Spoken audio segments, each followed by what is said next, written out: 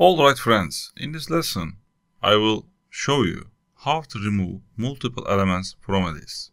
First, increase our elements. I put 7 and 9 or 2. And then, if I want to delete multiple elements, what can I do? We will use slicing method using index number. So in Python, we can do this way. Del and then what's my list number? Odd numbers. Okay. And inside the square brackets, for example, I want to delete. It's my starting index and it's my end index. It starts to delete from the start, but the end is not included. So what it will delete? It will delete an element who is at index number 1 and an element which is at index number 2, not third element.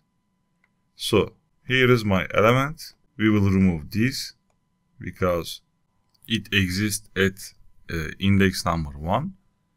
Here index number 2. We will remove this also. And after deleting, what will happen? My odd number will be like 1, 7 and 9. Okay, let's run it.